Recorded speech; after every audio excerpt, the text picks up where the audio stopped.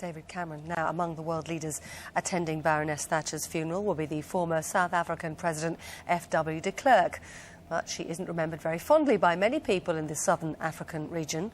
We spoke to Dr. Chido Nwangwu, publisher of the online newspaper USAfrica, about the main reasons for her unpopularity. There are three sets. The first is her policies, the second is her attitude, the third one reflects the legacy that followed there from the two. The first one, as you know, she was very opposed to the nationalist movements in South Africa, in Southern Africa, in then Rhodesia, in Zimbabwe, in Angola. And her opposition to Nelson Mandela's situation in South Africa, and especially classifying the ANC, the African National Congress, as a terrorist organization, did not go down well with many South Africans and many progressive persons all over the world.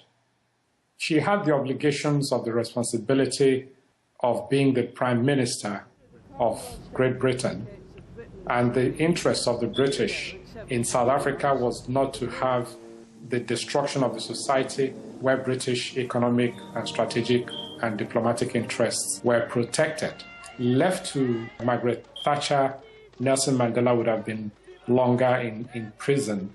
The level of inhumanity, the isolation, and the methodical wickedness of trying to break the man's spirit, which failed woefully, reflect not good judgment on the part of the likes of Margaret Thatcher, who wanted what she called constructive engagement, which was more a destructive engagement. It will not be charitable to say that she did not play valuable roles when it became very obvious to her that the only way forward was to move forward with the wind of change, with the trajectory of history, with the dynamism and the resolve of South Africans and other progressive persons to dismantle apartheid and enthrone a multiracial society. In terms of her legacy in Zimbabwe, the nationalist leaders of the ZANU-PF, led in part by Robert Mugabe, took a counter-oppositional stance against whatever that Margaret Thatcher stood for. And that complicated the land issue, the ownership of land. So it's less than a mixed bag on a scale